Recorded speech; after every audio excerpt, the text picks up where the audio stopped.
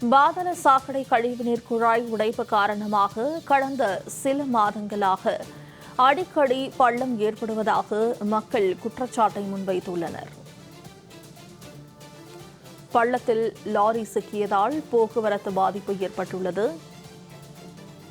இதுகுறித்த கூடுதல் தகவல்களை செய்தியாளர் பார்த்திபன் வழங்க கேட்கலாம். பார்த்திபன், இதுகுறித்த கூடுதல் விவரங்களை பதிவு செய்யலாம். மோனிஷா, சென்னை அம்பத்தூர் சட்டமன்ற தொகுதிக்கு உட்பட்ட இந்த மேனாம்பேடு கருக்கு பிரதான சாலை என்று சொல்வார்கள். ஆயிரக்கணக்கான வாகனங்கள் நாள் ஒன்றுக்கு இந்த பாதையை பயன்படுத்தி சென்னை அம்பத்தூரில் இருந்து பட்டரவாக்கம், கொரட்டூர், பாடி, அண்ணா நகர் வரை செல்லக்கூடிய இந்த பிரதான சாலையை பயன்படுத்தி சென்றிருக்கிறார்கள்.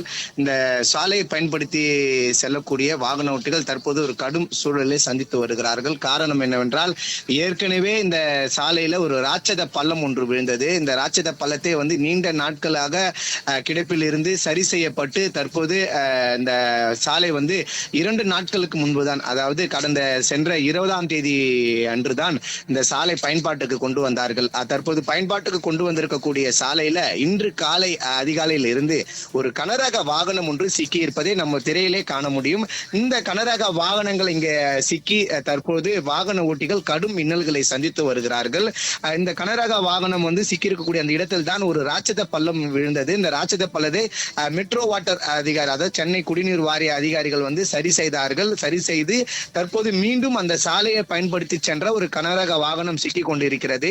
எனவே மக்களுடைய வரிப்பணத்தில் மீண்டும் சரி செய்யப்பட்டு தற்போது பயன்பாடு இல்லாமல் மீண்டும் ஒரு லாரி சிக்கி இருப்பது பெரும் ஒரு அதிருப்தியை ஏற்படுத்தியிருக்க சொல்லலாம். ஏனென்றால் மக்களுடைய வரிப்பணம் வீணடிக்கப்பட்டிருக்கிறதா என்ற ஒரு கேள்விக்குரிய சமூக ஆர்வலர்கள் எழுப்பியிருக்கிறார்கள். எனவே இதனுடைய நிரந்தர தீர்வு என்ன? 2 நாட்கள் சரி செய்த 2 நாட்கள் தான் ஆகியிருக்குது என்றால், அப்படி என்றால் ஒரு கனரக வாகனங்கள் அந்த சாலையை செல்வதற்கு அனுமதித்திருக்க கூடாது. ஆனால் மீண்டும் கனரக வாகனங்கள் அந்த சாலையை பயன்படுத்தி சென்ற போது ஒரு பள்ளம், ராட்சத பள்ளம் விழுந்திருக்கிறது. எனவே ஒரு நிரந்தர தீர்வு தான் எட்டப்பட வேண்டும் என்பதுதான் அந்த பகுதி வாசிகள் மக்களுடைய ஒரு பிரதான கோரிக்கையா இருக்கிறது. தமிழக அரசு கவனத்தில் வைத்து இந்த சாலையில ஏன் இந்த பள்ளம் தொடர்ந்து ஏற்பட்டு இருக்கிறது, சரி செய்து 2 நாட்கள் ஆன நிலையில இது முறையாக சரி செய்யப்படவில்லையா என்பதுதான் தெல்ல தெளிவாக தெரிகிறது. எனவே இது மீண்டும் பயன்பாட்டுக்கு வர வேண்டும் என்றால் நிரந்தர தீர்வு எட்டப்பட்டு முறையாக சரி செய்யப்பட வேண்டும் என்பதுதான் வாகன ஓட்டிகள், பொதுமக்கள் வைக்கக்கூடிய கோரிக்கையா இருக்கிறது. இதனால் சிறிது நேரம் அந்த பகுதியில் தற்போது வரை போக்குவரத்து நெரிசல் ஏற்பட்டு இருக்கிறது என்பது குறிப்பிடத்தக்கது. மோனிஷா. பார்த்திபன், விரிவான தகவல்களுக்கு நன்றி.